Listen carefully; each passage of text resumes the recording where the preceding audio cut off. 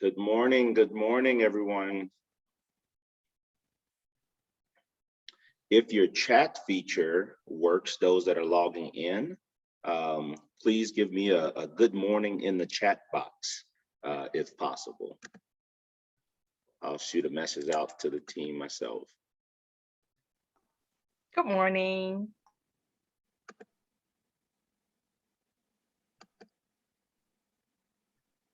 Cho, are you able to send one a good morning to everyone, or just host and panelists? Hosts and panelists. All right, but at least I got a voice verification. So.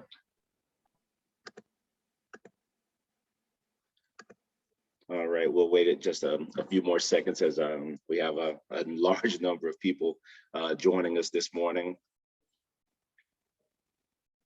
Hopefully your morning has gone well.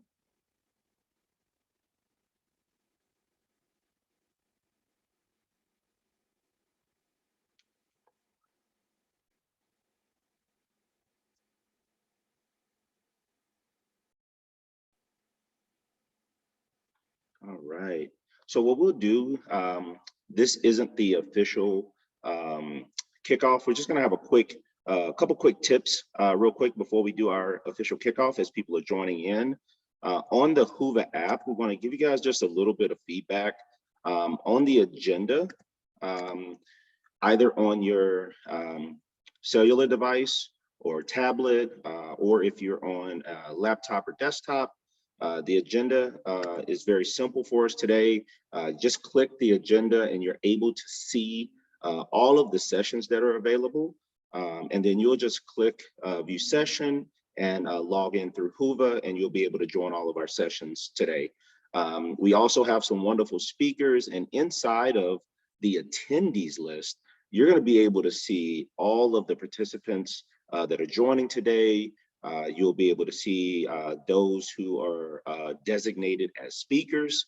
And then we also have a few fun things that we wanted to speak to you about before we got started today, such as our passport contest.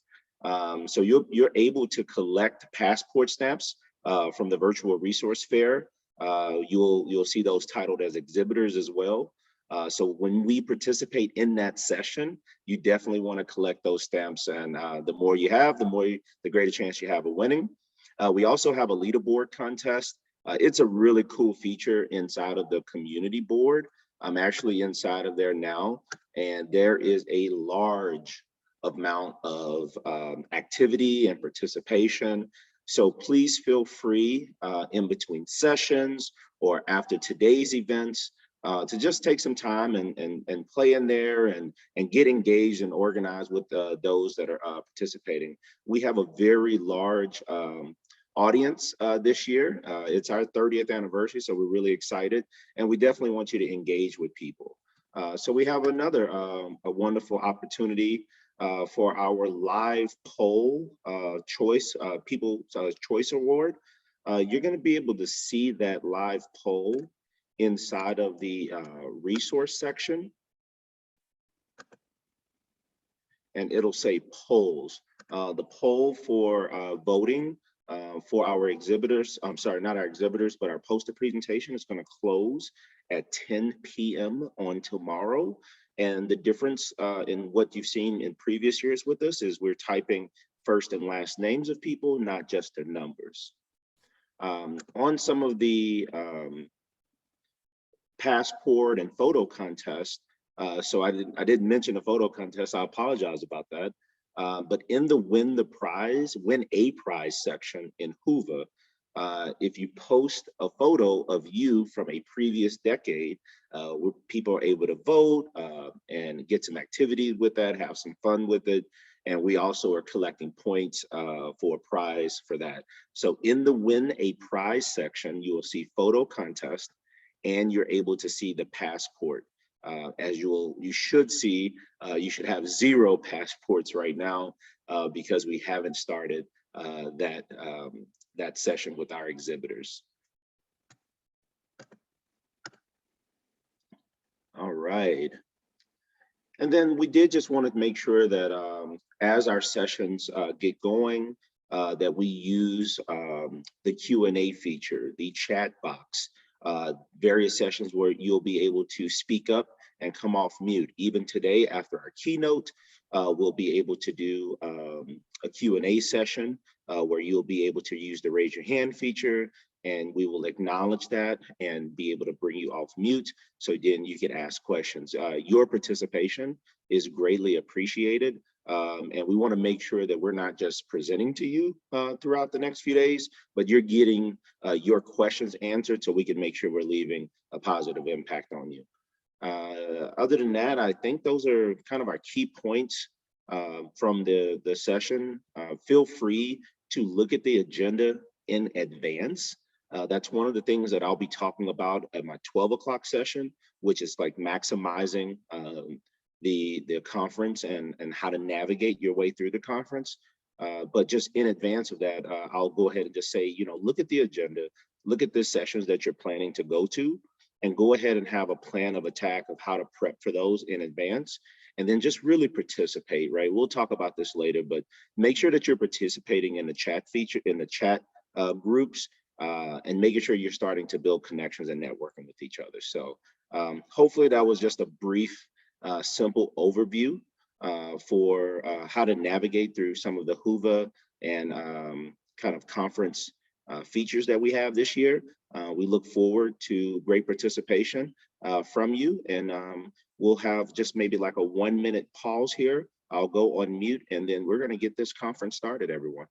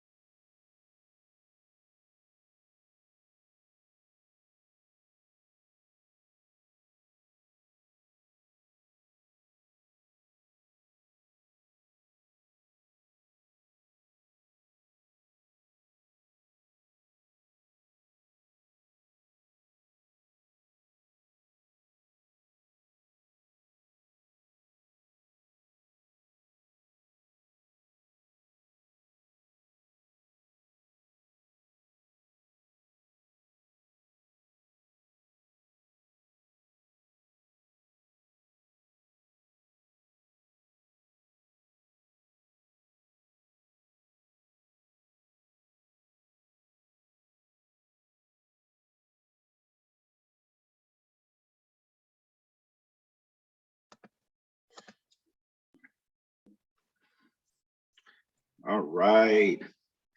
Hello, everyone. We want to welcome you to our 2021 annual conference. We're really excited this year. We have a wonderful kind of celebratory year that we've reached. We're at the 30th anniversary of our Lewis Stokes Alliances. And so we're really pleased to have such great participation from you this year. We have a very, very large audience that will be with us over the next 3 days. And we really hope to be able to have wonderful dialogue, interaction, and participation with you as we celebrate our 30th anniversary and we celebrate another annual conference. We are really excited about hoping that this is our last virtual conference and we can get back in person and see each other again next year. But we've done a really good job of putting together a lot of workshops, seminars, and features to ensure that you have great participation in this virtual world that we're in this year again. I'm really excited about this year's session of Empowering Diverse STEM Innovators. As you know, we are in dialogue with many of our students across the country and across the world on a monthly and quarterly basis and weekly basis at the local sites, local universities. And we just really want to say thank you to everyone that it took a great effort from everybody, from our students to our faculty, to our administrators, to the LSMRCE family and our LSAMP alliances across the country to get to this point. And we just want to say thank you in advance for your participation and all the hard work that you've done to help get our conference off to a good start this year. So I will step back and I will let the lady of the hour, Dr. Kim Nguyen, step up and get our conference going. Good morning. Yours, Dr. Nguyen. Good morning. Good morning, everyone. On behalf of the leadership team of the Lewis-Stokes Midwest Regional Center of Excellence, I welcome you to our 2021 annual conference. My name is Kim Nguyen. I am the co-director of the LSMRCE on the campus of Indiana University, Purdue University, Indianapolis. The central theme of this 3-day virtual conference is empowering diverse STEM innovators. This conference is also the hosting site of the LSAM 30th anniversary celebration activities. You may have noticed throughout the agenda of the conference, as well as being referenced by Brian at the opening, that we are offering the celebration activities, and the spirit of LSAM celebration is spread throughout multiple platforms. As you're joining us here, I would like to invite you to click on later after this the opening remark and look under the agenda, the subheading of LSAM 30th anniversary. You can review, watch some of the 69 entries of personal reflection from the current and former LSAM scholars about the impacts of the program on shaping their STEM career pathways. Also, as you select the concurrent session to participate, you will notice that there are 4 or more sessions for each of the time block. And they are grouped by 4 sub-themes: deepening the STEM identity, engaging digital learners, equity and justice in STEM, and expanding your professional networks. I encourage you to fully participate in the plenary session delivered by outstanding keynote speakers who address the conference theme from their professional perspective. I would also ask that you spend time to view and engage in the oral and poster presentation presented by our LSAM students and being judged by a team of panels of judges. And lastly, I would like to invite you to participate in the 30th anniversary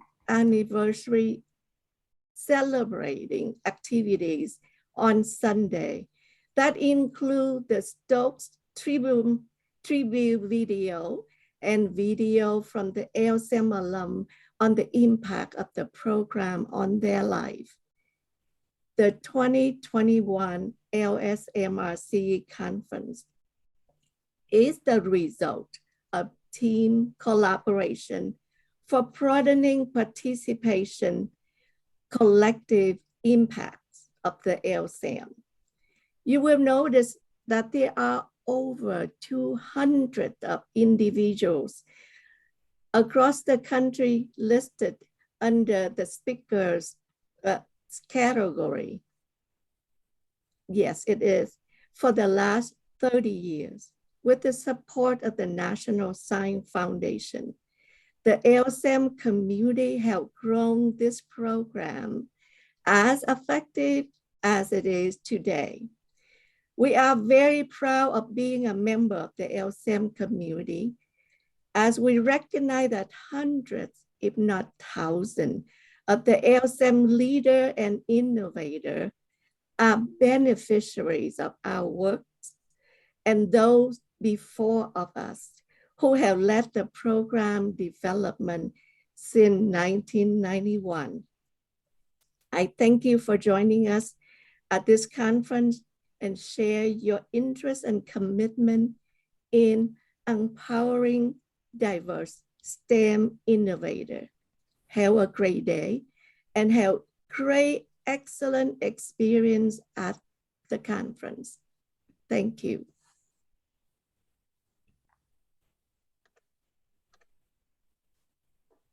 Thank you, Dr. Nguyen, for a wonderful introduction. We greatly appreciate all your efforts and support to such a wonderful activity here today.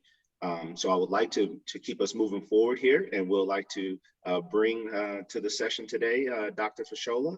You can go ahead and come on in. Good morning, everybody. Can you hear me? Can I do a thumbs up? Thumbs up. Good morning, everybody, and welcome to the 30th anniversary celebration and also to the second virtual LSMRCE conference.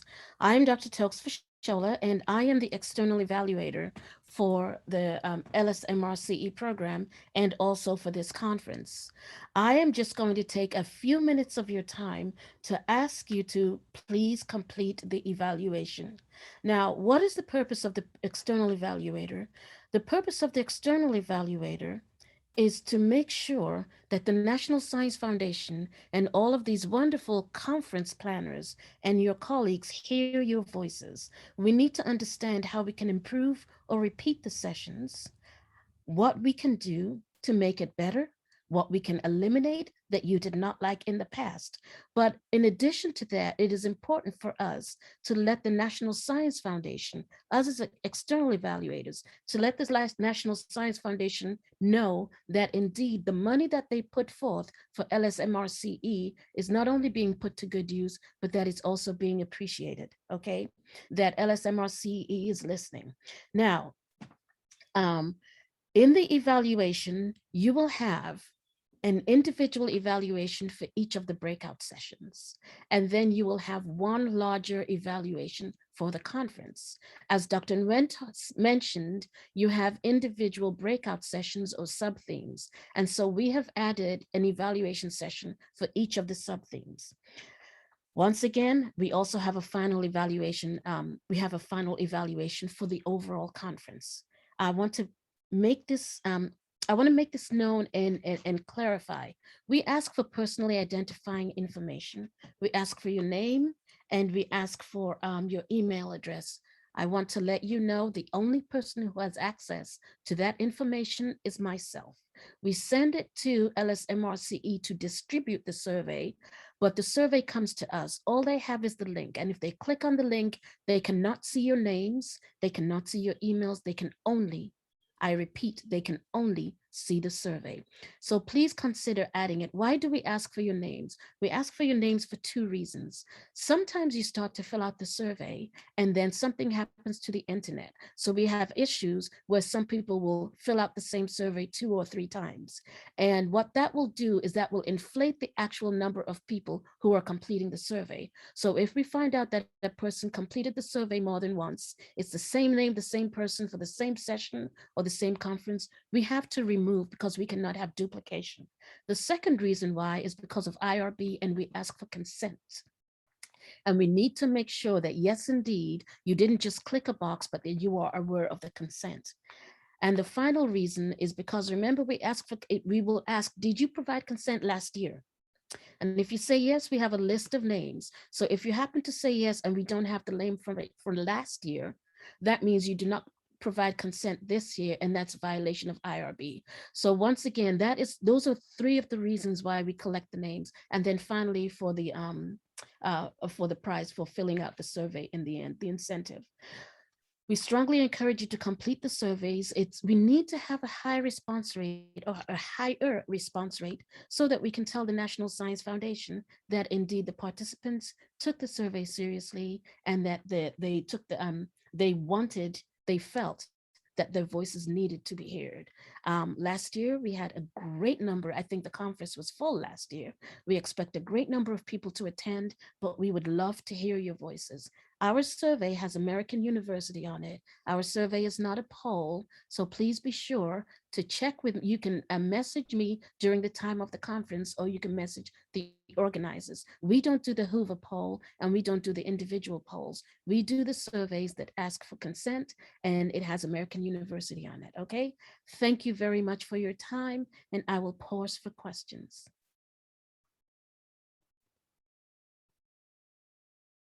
Five-second pause. Congratulations, everybody, and back to you, Brian. Thank you so much, and really appreciate the clarity there. And we do want to encourage all of our participants to make sure that you are sharing your thoughts and your feedback. And we will be reminding you after all of our various sessions about our different surveys. So you will hear that repeated over and over throughout our time for the next few days. So hopefully it doesn't turn into a broken record, but it's just because of the importance behind it. So we'll go ahead and press forward here. Really, really excited about our next speaker. We have coming from Clark Atlanta University as the professor of mathematics and the inaugural director of the Atlanta University Center Data Science Initiative. I want to bring to the forefront our keynote speaker today, Dr. Talitha Washington. As she is speaking, if you are formulating questions, please feel free to jot those down. We are going to have a Q&A session available through the raise your hand feature after her keynote. So please feel free to prepare those questions, and we highly encourage your participation. And I'm pretty sure she's excited to not only speak today, but to answer a few of those questions that you may have after her keynote. So Dr. Talitha Washington, the stage is yours. Thank you. And as a native Midwesterner, it's good to be here back in the Midwest virtually at the conference. So thank you for having me hang out with you all today. I do miss the Midwest. So I'm going to share my screen here, and yeah, feel free to put questions either in the chat, or I see there's a lot of activity on the platform as well. Feel free to ask questions as I'm talking, and like you said, we'll do a Q&A at the end. So today I'm just going to talk a little bit about empowering data science for social justice, and this is some of the work that we've been doing here in Atlanta at the Atlanta University Center Data Science Initiative. So first, if I'm going to talk about data science is one of those words where it's like point, line, and geometry. There's no real robust definition. It's kind of like that with data science. So let me at least give a hint to a definition. I'll say it that way. So the goal of data science really is the extraction of useful information from a data set. Now, what is a data set? Now that's a slippery slope in itself, because as we know back from geometry, set is another undefined word. You have to tell me what's in the set so that I know it's a set. Similarly, with the data set, you have to tell me what's in the set so I know it's a data set. But really the goal of data science is how do we extract some useful information? Useful to whom? Useful to, and why is it useful? That's another question to convey.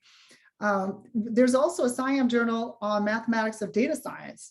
And they talk about that they publish work that advances mathematical, statistical, and computational methods in the context of data and information sciences. So I just found it interesting that they kind of split the two. Some people say data is information, but some people do it differently. And as good old Wiki says, there is still no consensus on the definition of data science, and it is considered by some to be a buzzword, but you know, it's all good. So we're just going to talk a little bit about this thing of data science, trying to extract useful information in the context of social justice and making sure that we really act judiciously so that it benefits and doesn't cause harm. But first, a little bit about myself. I am born and raised in Indiana. I am from Evansville, Indiana, which is in the southwestern corner of Indiana. That's me on the left. They used to call me light bulb head when I was a kid. I don't know. I thought it was because I was smart, but I guess maybe given the shape of my head, maybe not. And on the right-hand side, that's me at high school, one of those high school Christmas dances. I went with a friend of mine, Philip Lawrence. And I always say you never know where you're going to start and where you end up. So now I'm a professor of mathematics, and he's on the Super Bowl stage with Bruno Mars and doing all this songwriting and singing and performing. So you don't put any limits or boundaries on what you can do and where you will go and what you will be. I went from Evansville and I entered Spelman College, which is a Black women's college here in Atlanta, Georgia. I came in, I really didn't know I was going to major in.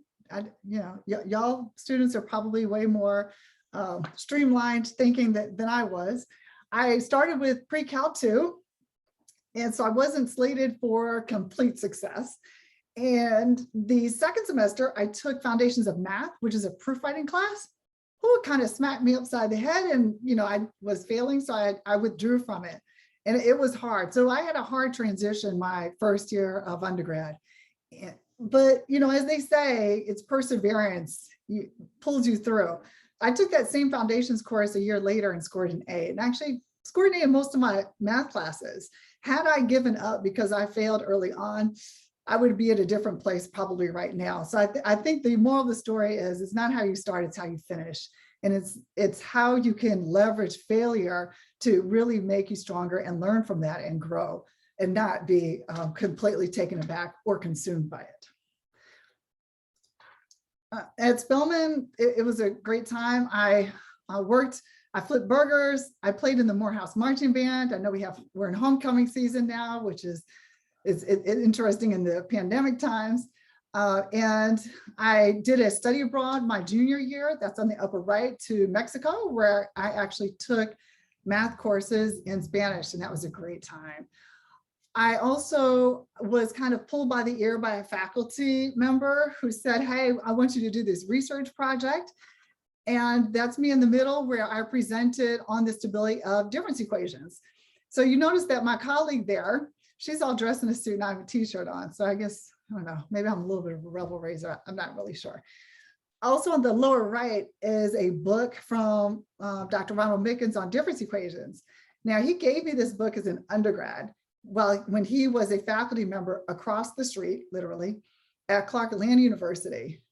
Many years later, about 10 years after, about 10 years after I graduated, we ended up being colleagues, and we still work and publish papers to this day. So, for the students in the room, be kind to your faculty friends there, because they could actually become your collaborators when you grow up, sort of thing. So where does my curiosity lie in how I think about things? So I'm a mathematician by training. I'm an applied mathematician, and I guess I'm a curious one. So the way I think about things is through mathematical modeling. So starting with the middle at the top, I like to look at a problem or situation and try to see what's going on. What can I understand? What do I know? What do I not know? What can I say? What can I not say? Then I like to kind of frame my thinking. And the way I frame my thinking is by employing the tools of mathematics or employing the tools of data science to formulate a model to maybe I make some assumptions, maybe I have to make some choices and pull things together. But the way I interpret things is through a mathematical framework. I remember we had a team meeting, we were diagramming things out and I ended up making a Venn diagram. They were like, really? Are we doing Venn diagrams in team meetings? So I actually do think about things from a mathematical foundation and all the things that I do, be it research or admin or class, whatever, walking down the street, all good, all math. And then I like to take that model and hopefully with that model, I can solve some type of problem, or maybe I can analyze the model, say something about it, interpret it, making some, maybe I can have a solution or draw conclusions. And it's always great to validate those conclusions with some real life something. Sometimes you have to go back through the loop and where sometimes you report out what you have. So this frames my thinking about how I just approach things. When I was after Spelman, I graduated a math major, Spanish minor. I went to the University of Connecticut and went to grad school. Now I didn't think I was going to go to graduate school, but I had my research mentor kind of forced me to apply. He's great. And I got in and I kind of got money and I was like, okay, fine, I'll go. And I actually did enjoy it. I don't think that graduate school was the first thing on my mind to do because it felt like it was a foreign concept, but I figured I would give it a try. It was hard work, but it was also fun to hang out and, I would form the study groups. I was the free food connection and, it's Connecticut, it's all good and all basketball. So when I was a graduate student, I looked at mathematical model of proteins of acting as on-off switches. So here on the left-hand side, you can see active proteins. On the right-hand side, you can see inactive proteins. And looking at the top one, so the U1 protein, it's active, let's say it's turned on, and then it interacts with U3 and it turns it off. Now when U2 interacts with the U1 inactive state, it turns it back on. So I'm looking at this schematic network, but I'm thinking about how can I investigate this or think about this mathematically. So what I did was I took that system and essentially translated it using mathematics to translate it to a reaction diffusion equation system of equations. So I could then perform some analysis, do a theorem, and run some numerics. And so this really was the crux of my dissertation work in graduate school. Now, after graduate school, I kind of wanted to go a little bit deeper into the biology because this was very much analysis based and I love analysis, but I wanted to also expand and delve more into the research. So I actually went to Duke University and did a postdoc with Mike Reed in the math department there on a gonadotropin releasing hormone model, which was super fun. Now, what is this thing of PhD? Well, so like I said, I went to UConn. I really didn't know what I was doing there. Some days I still wonder what I'm doing, but it's all good.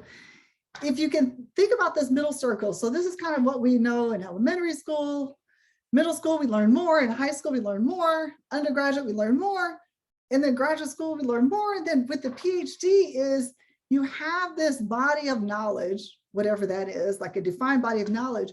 With the PhD, you make a contribution to what is known. Now, sometimes it's something huge, but sometimes it's a little nudge. So it's the idea of contributing new knowledge to the community to advance further and spur research as well. So the year I graduated, that was in 2001, from UConn. In that same year, there were 6 US Black females that graduated in the same year. So if we look at the numbers, and this is one of the many reasons why LSAMP is so important, is that these numbers need to be changed. We need more students to go on and be professionals. We obviously know that there are obstacles in our paths, and I appreciate the LSAMP community for addressing and taking away those obstacles so that we can actually change some of these numbers. Now, I'm not saying everybody needs to get a PhD, but hey, it's not a bad gig. So like I said, I started at Boston High School, that's in Evansville, Indiana, went to Spelman, then UConn, then did my postdoc at Duke. And then after the postdoc, I went to the College of New Rochelle, which is right outside New York City. And I was there for a few years, but New York City was kind of expensive. kind of had 3 small kids. So I went back to Indiana and was a faculty member at the University of Evansville, where I earned promotion and tenure. Then I went to hang out at Howard, earned tenure again. That's in Washington, DC. Then I did a tour, I guess, maybe at the National Science Foundation. I got tapped on the shoulder and said, hey, you want to come to Atlanta? I said, sure. So that's where I am. So I've been at a variety of places, a variety of institutions. College New Rochelle was all women, Hispanic serving. Howard is HBCU. Clark Atlanta is also HBCU. University of Evansville is liberal arts, predominantly white. So I mean, I've been kind of the whole gamut, and of course, NSF is government. So, the places you could go, you never know. You're never stuck in one place. You just keep moving, right? So just a little bit about my tour, my NSF tour. I call it my NSF tour because actually when I worked there, I would give good tours. I would tell people that. But anyway, that's another story for another day. I initially worked in the Division of Undergraduate Education. And a few months in, I kind of found myself co-leading and co-developing their first Hispanic Serving Institutions program that we funded about 40 million in the first year, 45 million in the second year, essentially to strengthen undergraduate STEM education across HSIs at a national level. And at that time, there were about 532 Hispanic serving institutions. And it was a big effort, but super rewarding to be able to give back to the nation, to build a program that really resonates with multiple institution types. And then I did a detail and the Convergence Accelerator. So, we have interdisciplinary, transdisciplinary, now we have convergence, the convergence of different disciplines to solve problems of societal interest. So how do we bring together different ideas, diverse ideas, to look at these hard societal problems so we can innovate and develop new solutions? And so I worked there the last part of my time there at NSF, and really enjoyed working in that directorate. And of course, as we know, NSF is creating a new directorate, and the Convergence Accelerator will probably, I think, be in that new directorate. So I'm really excited to see how NSF is evolving. Right before I left, I was able, with a colleague of mine, we conjured up their employee interest group, Blacks in Government, and it hadn't been around since, I guess, the 80s. So it was nice to help spur that off. And I was like, we have to get this done. We got to do this, rally people up, got it going. It's almost like, I guess it's almost akin to a club, but at the employee level, to bring people together and just be able to network. So I was able to start that up right before I left to come to Atlanta. So I had a really good time at NSF. So how did I get into this thing of data science? Well, I first started back in Evansville in 2011. A colleague of mine said, hey, do you want to come over and hang out with me and my student and do this digital humanities project? We could co-lead, it'll be fun. I said, oh, okay. So I actually came into data science through the digital humanities. So, when I say data science, it's kind of, I use it in a sloppy way. You can come into it from multiple places. And the way I entered was digital humanities, which I don't think is typical probably for a math person, but I had a lot of fun. He was great. Then in 2015, I hosted StatFest at Howard University. Now that's a conference, if you don't know what it is, that's with the American Statistical Association, started by one of my Spelman professors, Dr. Nagamul Shah, and that happens every September. Great conference. And then I went to some workshops on data science because my students literally pulled me by the ear and said, Dr. Washington, we need to do this thing called data science. So I was like, okay, well, I guess I better figure out what it is. I also taught topics courses in it and even got my colleagues involved. When I was at NSF, I ran the data science portfolio for the IUS program, the Improving Undergraduate STEM Education program. And then, like I said, in the Convergence Accelerator, I worked on AI, artificial intelligence and future jobs, and also AI-driven innovation via data and model sharing. So I always found myself in these data science spaces. And then my student in the middle, Shea Adekanye, he ended up going to JP Morgan, working using machine learning with cybersecurity. So my students even actually ended up going to data science. So it's just a fun thing to do, I guess. In August of 2020, I found myself as the inaugural director here at the Atlanta University Center. Now, the Atlanta University Center works across 4 institutions. So this is a completely different sort of gig that I've never had before. And there's a model for Atlanta University. It's I'll find a way or make one. And that's our mantra.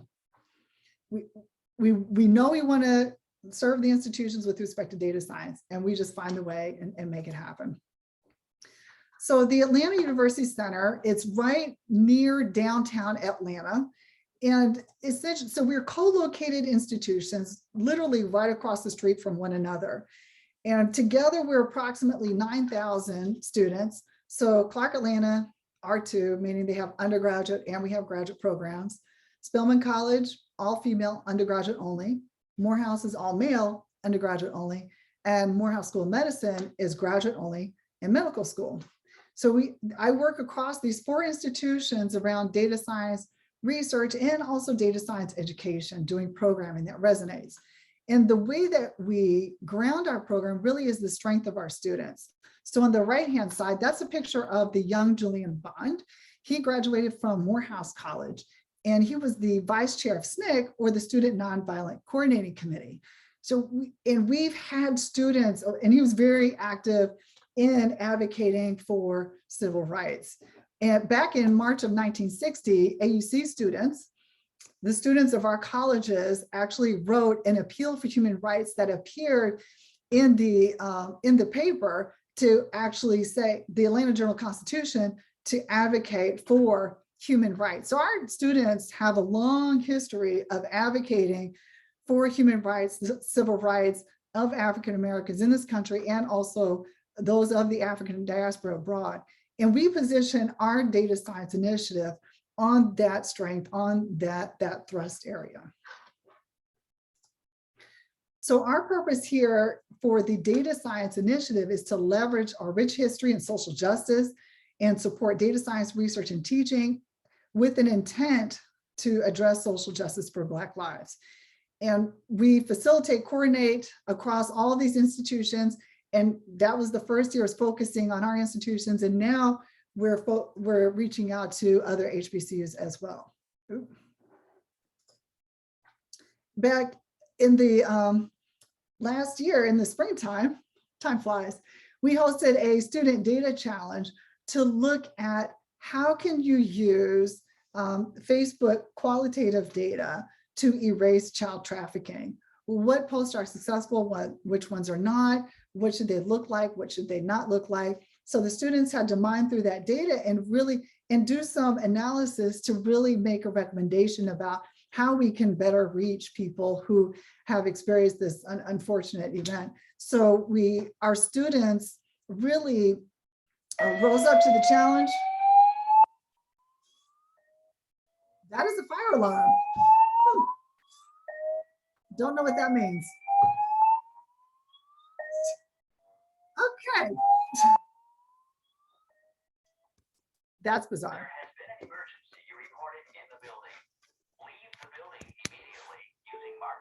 Okay, this is what happens when you have virtual webinars. I apologize. Not sure what to do. Okay. I hope that's not too loud, but anyway, well, we'll just make this work. Okay, so I hope you all can still hear me. But okay, so we had this erased child trafficking, and notice on the image on the left-hand side, it says Black women are about 40% of all trafficking victims. So we really wanted our students to dive into a really important social problem and create solutions using data science. This past summer, we had an Open Doors by Open Source program where we had students develop their open source development skills. And we also provided them job training, internship experience training, and also resume writing as well. And that was a way that we can empower our students, equip them to excel. We also held a pre-freshman summer experience program, which was a 1-week introduction to data science, where they could dive into topics such as environmental statistics using data science, discovering police violence with open source police shootings data, and looking at climate change. So the students were able to dive into these important topics with data science with a faculty member and also a research mentor so that they create some solutions there. We also had guest presenters who are, so if you want to take a screenshot of this, go right ahead. But these were amazing people who are out in the field who really advocated and pushed the students to go further into data science. Like I said, they're all data scientists and they were fantastic and amazing in talking about what they did and how they did it and basically how to get there. Also this fall, we have an AI for All program. And this is offered by and run by Professor Yvonne Phillips, who's at Morehouse College, in conjunction with the AI for All program. This is a 1 credit hour course and it's free for our students. And this fall semester, the students are doing the course Discover AI, and then they'll be doing Apply AI and so on. So again, our goal is to provide these experiences for the students so that they could go in and learn it. And actually the students have really been loving this program. So why are we doing this work? Why would we want to equip our students to actually go into data science and artificial intelligence? Well, let me just share with you a few stories about how data science, artificial intelligence, machine learning has caused some harm that we want people to address. So here's an article that appeared last year in the New York Times on face recognition, wrongfully accused by an algorithm. So Robert Julian Burchak Williams was handcuffed on his front lawn in front of his wife and kids. He was accused of stealing from an upscale boutique, and the Michigan police used data work software that employs facial recognition, and that's how they targeted him, handcuffed him in front of his family, and then put him in jail. So, I mean, it's an unfortunate, and I couldn't imagine going through that as a parent. Even though they took him downtown, like I said, the mugshot, fingerprints, and DNA, it wasn't him, and he kept telling them it wasn't him. And then finally, the next day, they basically were like, oh, I guess the computer got it wrong.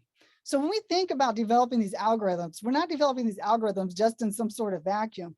These algorithms have the capacity to impact lives. Who gets put in jail, who does not? There's also, this appeared in the Miami Herald in 2020. It was how the Trump campaign used big data to deter Miami-Dade's Black communities from voting. And essentially they had a computer algorithm that analyzed voter data and learned who could be manipulated to not vote. So imagine somebody mining your data so that way they could send you targeted ads and disinformation to get you to not vote, deterrence. And so some people call this the modern day Jim Crow. They used this in the Miami-Dade County, and voters literally were marked for deterrence. 25% were Black, even though they made up only 13% of voters. Christopher Wiley, in front of a Senate Judiciary Committee, said that Cambridge Analytica offered voter disengagement as a service in the United States, and there are internal documents that he had seen that would make reference to this tactic. Essentially, the firm would target African-American voters and discourage them from participating in elections. So this is another example, like I said, the modern day Jim Crow with technology that really is not used for the social good. We've also seen predictive policing models. One of them that has been under watch here is the PredPol. So PredPol is a tool that's built by machine learning, AI, to predict what and where something is likely to happen so that you can minimize risk. Well, the challenge is that if you have biased data coming into a model, well, you're going to get biased data coming out of the model, garbage in, garbage out sort of thing. And so this model would be used by policing departments, but there were serious problems with it. So in Oakland, California, they use PredPol, and Black people would be targeted by predictive policing at roughly twice the rates of whites. This is in contrast to the estimated pattern of drug use by race, where drug use is roughly equivalent across racial classifications. So again, another hard problem and important problem to solve. So what are some of the other things that we're thinking about? Well, artificial intelligence is being used in drug discovery. So the drugs that people are developing is being based off of artificial intelligence, meaning you want to take maybe some patient data and this data, put it all clinical trial data, put it together so you can essentially do drug discovery. So for example, Data for Cure, they use AI to infer and organize knowledge from thousands of genomic, phenotypic, and clinical data sets, which allows researchers to identify new targets and biomarkers, repurpose drugs, and identify disease pathways. The challenge is if the data sets that they develop these drugs do not include people that look like me, well, I could be at a severe disadvantage. It, for lack of a better word, it could kill me. It could cause me medical harm. So a challenge in the health science field is how are we using this artificial intelligence in a way that really accounts for the different population groups so we don't inflict harm, we don't misdiagnose, and we don't create drugs that could cause certain demographic groups and impact them in a bad way. So this past March, the FDA, Food Drug Administration, authorized the first machine learning-based screening device to identify certain biomarkers that may indicate a COVID-19 infection. So we're seeing machine learning informed devices being used and deployed now in health sciences in a way that we haven't seen it before. So again, another case for the health sciences that we need to have different folks developing the models, and we need to have robust data so we have tools, these health sciences tools that really are effective. Now, our work here in the Atlanta University Center for the initiative is also grounded in the work of W. Du Bois. He was a professor of history, sociology, and economics at Atlanta University. And back in the day, he wrote a Visualizing Black America. So he's known as a data visualization innovator. So here, this is actually known as the Dubois Spiral. So he took data sets and created these interesting visualizations to describe and explain the data sets to advocate for US Blacks. And here, this is 1875. This is like the kitchen value, and then how it goes up as time goes on.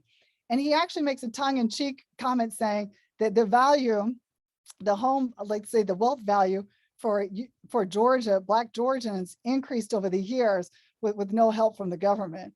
So he was very much well-versed and grounded in how he could use these data visualizations to tell the story and to advocate for US Blacks. So most recently, we had the honor to host our first virtual student data science symposium where our students, they were able to present their work.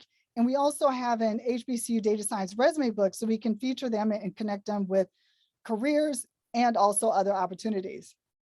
We have a, if you want to come hang out with us, we also have a data science seminar series. Right after this, I'll be going to one. That today it's impacts of cybersecurity, data protection, and privacy laws on society. Happy Cybersecurity Awareness Month, that's October. So and these are on our YouTube page if you're ever interested in learning more about some of these topics.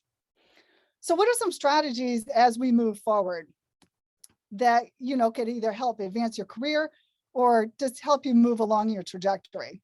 The first, some strategies, at least that I found helpful, is establish robust social networks. Sometimes people say that your network is your net worth. Be knowledgeable on how to evaluate opportunities. Not every opportunity that you get is a good one. So you want to be able to evaluate, excuse me, voices that advocate for diversity and inclusion should not always come from you.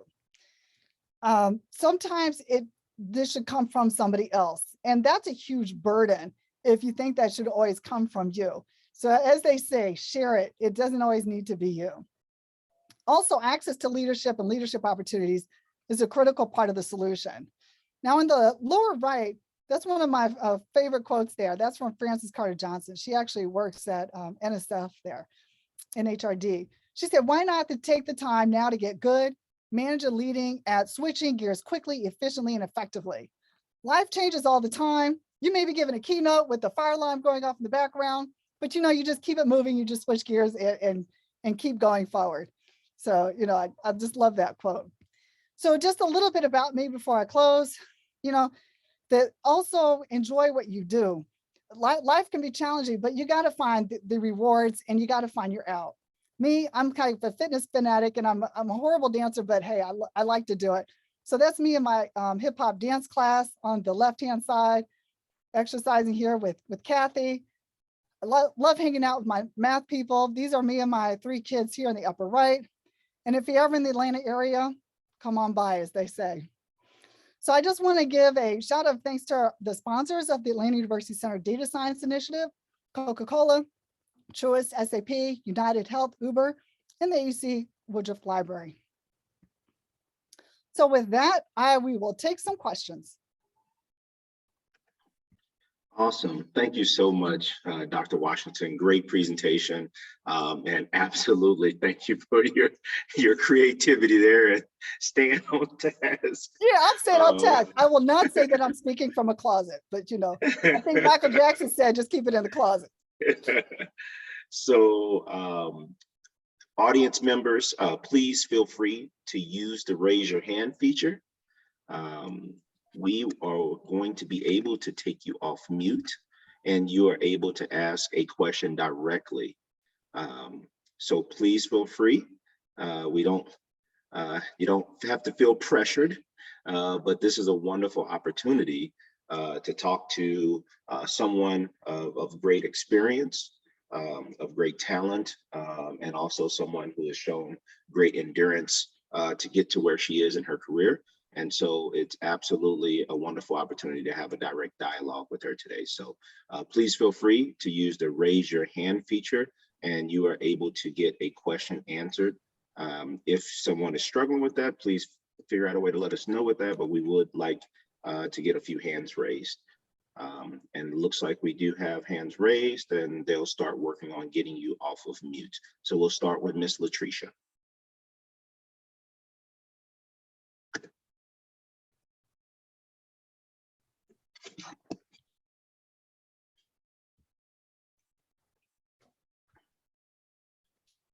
All right, go ahead.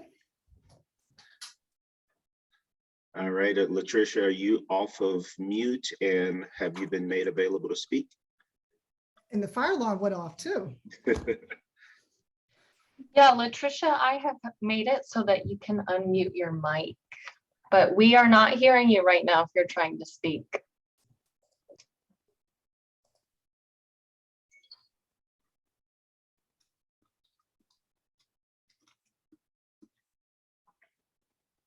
All right, while Latricia is trying to work through being able to speak, if there's anyone else that would like to ask any questions, please feel free to use the raise your hand feature. And I will say, Dr. Washington, that's some impressive work that you're doing, important work that you're doing. And one of the messages that we've been working on for our students is let their voices be heard, right? In this STEM space, we can be in our own little laboratories and our own buildings and studying for long hours and feeling like our voices are suppressed because we're focused, right? It's not like we don't want to talk, but it's a lot of focus that comes with our STEM careers.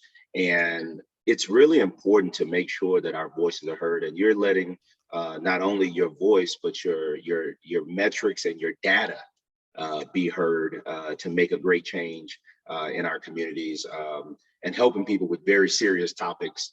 And so I want to say on behalf of the LSMRCE and FSEM family that we greatly appreciate what you are doing. And we hope that we'll continue to have you part of our family in the future as well. So we'll try it again. Looks like there may have been some people could not get off of mute. If you could please do the raise your hand feature for any question that you have for Dr. Washington. Yeah, If you know, not, Brian, oftentimes when we do research, we can be so bogged down and we don't really see the end of it. And I always tell my students, it's like research is what you do when you don't know what you're doing. So sometimes you feel like, why am I doing this? Where is this going? How do these fit all together? But it's like, just kind of stick with it and see it through. Sometimes the end is not so clear and the impact is not so clear. I mean, there are countless cases of people doing research not realizing the impact that it would have. And so that's sometimes the pleasant delayed gratification of research, that it doesn't come at once. There is no backup book, no Bob going on there. but you just never know, to stick with it and see what happens at the end. You know, I've heard some people say that maturity is being able to delay pleasure. And I do think that what you just said is true, because there is an unusual timeline, and we have a lot of fun jokes that people say about like their parents or grandparents that don't understand the academic process, especially trying to get a PhD, and they're like, when do you graduate? And it's like, well, I don't know, right? It's like I'm a postdoc. I'm not a student anymore. It's a postdoc. I graduated. But we do have a few questions coming up here. We'll try to do Latricia one more time here, and then we'll go over to Giovanni. Hello, are you able to hear me now? Sure can. Awesome. Okay, the HOVA platform wouldn't allow me to unmute, so I went over to Zoom. Well, thank you, Dr. Washington, for your presentation. My question actually builds off of one of the points you had in how to strategize for advancing, and the point where you say be knowledgeable on how to evaluate opportunities. And I wanted to know if you could elaborate more on that, in the sense of you morphed yourself. You were in mathematics, but you went into data science. And I think a lot of us professionally are having to do that right now. So how would you say to basically morph yourself, and in the same time being able to evaluate those opportunities and know what's valuable? Yeah, so I as a data junkie, right, a self-professed data junkie, get the data on evaluating opportunities. So I get a lot of random requests to this day. Some of the requests I'm like, okay, that makes sense. Some of the requests are like, why am I doing, wait, why is this? Because if you do that, it takes away time and effort from other activities, because it all takes energy, so to speak. So for example, like when I was looking at coming down to Atlanta, they get tapped on the shoulder, hey, why don't you come apply for this? I'm like, is this a good thing? Should I do it? Should I not?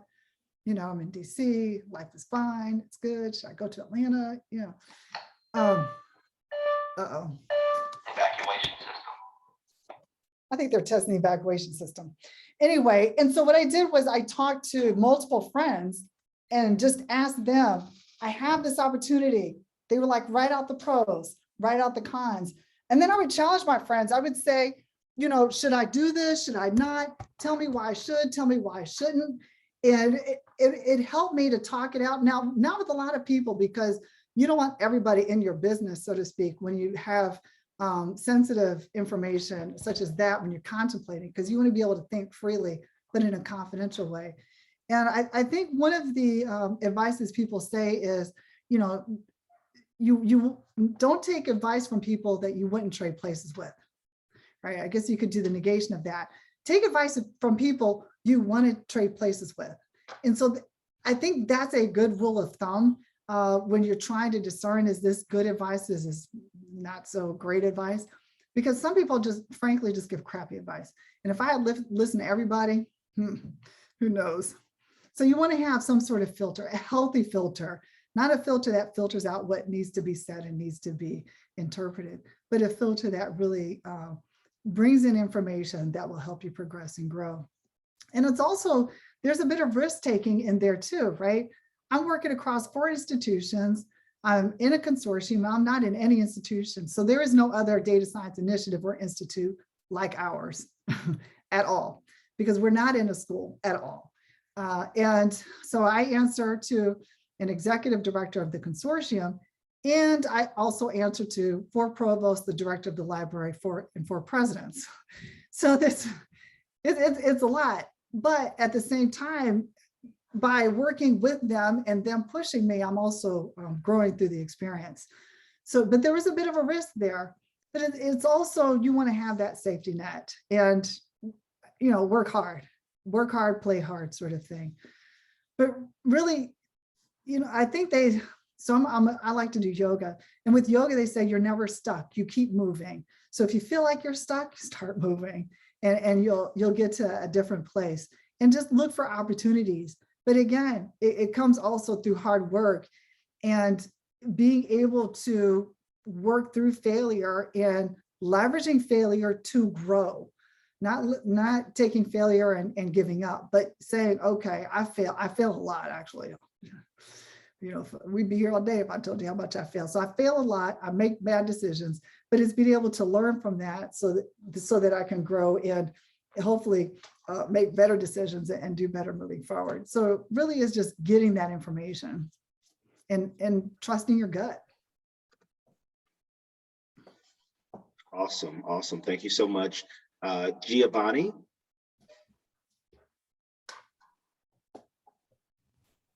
Hello, can you hear me? Yep. Awesome, awesome.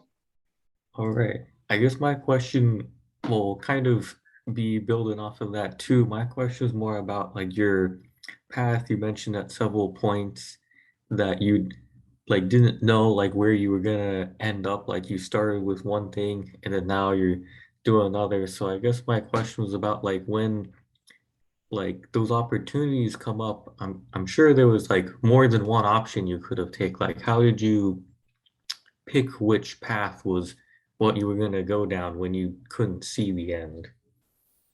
Sometimes you only have one path, right? Sometimes we could start giving a presentation, have an alarm, and just keep it moving and have pivot a little bit. But I think it was,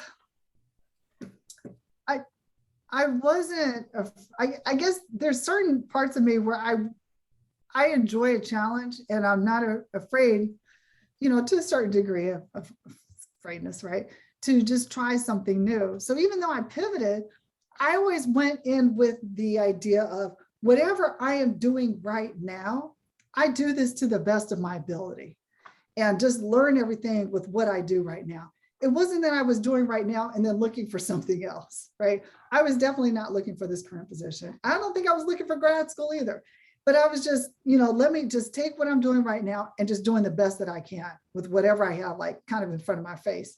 But then I would always say, okay, you know, what are the opportunities? What should I do next? Talk to professors, talk to colleagues, go to conferences, connect, network, ask questions. And for grad school, to be frank, I only got into one graduate school, so there wasn't really a choice there. It was, yeah, there's this one grad school if you want to go, there it is, just one. And then I remember with my postdoc mentor, he was great.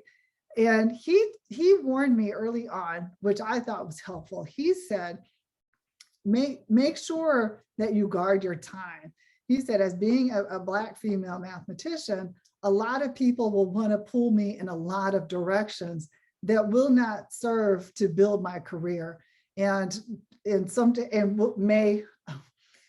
may get me on the wrong track. So he said early on, be careful about doing too much outreach, too much diversity work when you're young. He said you can always do that when you're old, right? And I mean, you can do it along the way as you go along. He said, but make sure that you don't take too much of your time and effort there when you're building your career, because as a mathematician, you're building up your mathematical repertoire. That doesn't mean you don't advocate, but it's where you focus your energy. And for me, I think I needed to hear that as a postdoc, as a budding researcher, because I have over the years still get asked to do this, that, or the other, but that has stuck with me, that just because something comes to me doesn't mean it really is something that I should do. And there's also a degree of flexibility. I look to see what other people are doing, and let me try that too. For example, so way back in the day, I guess maybe 15 years ago, I ran for school board, which is a countywide elected position. And I came in a close third. I didn't know what I was doing. I ran a campaign, all the rest of that. But I learned from losing, how to brand and how to talk with people and stuff. And at the end, a friend of mine said, hey, you should join Toastmasters. Toastmasters is a public speaking organization. I was like, dude, why didn't you tell me this at the beginning? But I was like, okay, I'll do that, just so I could skill up. So I find these random opportunities just to skill up. So I did Toastmasters to figure out, well, how do I speak better? And it also helped me teaching in the classroom, because when you're teaching, you're talking, speaking. So it translated in a way that I don't think I had anticipated. I also did like a project management certificate, so I could manage projects I didn't know was even a thing. So I did that and it actually helped me manage my life. But I was just like, okay, I want to learn this. I want to do this. Even though it's not direct, I do the math workshops and do those too and enjoy those. But I also do these other skill building things along the way to help kind of fill in, like how do you do project management? How do you do finances? How do you do network, leadership, that sort of thing. So I look for ways to, I guess, build up muscles in a multiple ways, not just unit dimensional. So for me, it's just being open to opportunities, looking for ways to grow, being able to take feedback from people who may feedback you want to hear, feedback you don't want to hear, and using that to pull myself forward and say, okay, maybe this is an area where I could grow, or maybe this is something I could do a little differently, and just hope for the best and keep going and keep growing, as they say, and make sure it's all balanced.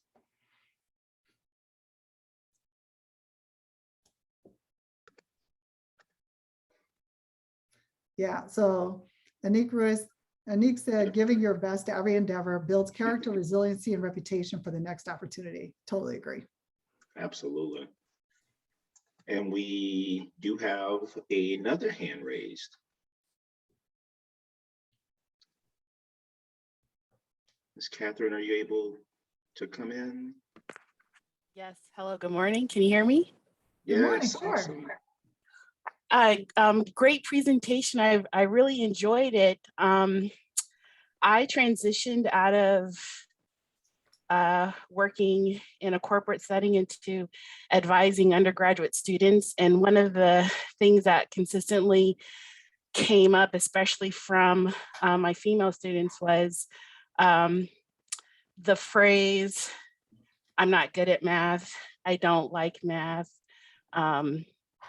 And it was just a consistent thing. So I was curious, as you were going through undergraduate, what organizations or resources kept you encouraged to persist through? And then as a professional working with students, when you came across students who would say the same thing, were there resources or things that you encourage students to tap into to sort of help rethink that way, that those thoughts about math? Yeah, so I think for me, so Spelman is a Black women's college. And at Spelman, there was the expectation that you have to succeed. You're going to graduate school and you're going to do this. So, and I kind of follow that same sort of mantra: high expectation, high support, right? So today, there are a lot of students out there sweating because one of the GRFP applications are due today for the math and for the math one. So I've been meeting with student and just working, getting it through. It's like, no, you just need to do this, right? I expect you to do this, but I'm also going to support you along the way. And I had that at Spelman. I also, right, there's the National Association of Mathematicians. I was involved in that since graduate school, which is a nice community of mathematicians. They essentially serve African-American mathematicians. So there's a number of Black STEM professional societies that I've kind of navigated through. Also SOCNUS, I did their Leadership Institute. So, just being able to be connected in different ways with people and being able to reach out. So those were helpful. And it also was helpful to have meaningful relations with people. Like I said, when I was a sophomore in college, when I thought the math was getting way too hard, I had a friend of mine, Eric, was like, you got to do it. You just got to do it. I was like, oh, I don't want to be a math major anymore. It's too hard. And he's like, no, you got to do it. I mean, I was making A's in all my classes. I was just having a tough semester. So I was maybe lucky or find them if you can, to have those friends that would kick you, say, no, you got to do this. Like, what is wrong with you? You're going to do this now. Do it. So I still have those friends to this day. I remember I was actually not too long ago, I was talking to a friend of mine. I was like, oh, I don't know if I should do A, B, or C. I won't say what it is, but A, B, or C. And he was like, oh, you have to do it. I'm in a bad mood today, and I'm going to tell you why you need to do it, blah, blah, blah, blah. And I was like, okay, I guess I'll do it. So sometimes we just need to have somebody give us that pep talk even if they're having a bad day, just to remind us that, no, you're going to do this. We need you in the game. You got to see it through. You have all the skills, A, B, and C. Just get it done. And I do the same thing for my students. This is what I see in you. You have the skills, you have the ability. These are what you can do. Now get it done. And, you know, it's really that each one reach one sort of thing. It really takes a community to keep reminding ourselves that the good in which we see in each other, so that we can all progress along those pathways, because we have a lot of different messages being tossed around in society. So be careful the messages that go into your head, and also the messages that come forth from you. So, you know, and find those supports, find those people who will carry you through even on the tough times.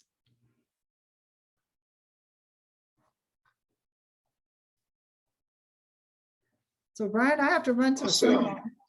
Yeah, I know you have to go. We want to say thank you so much.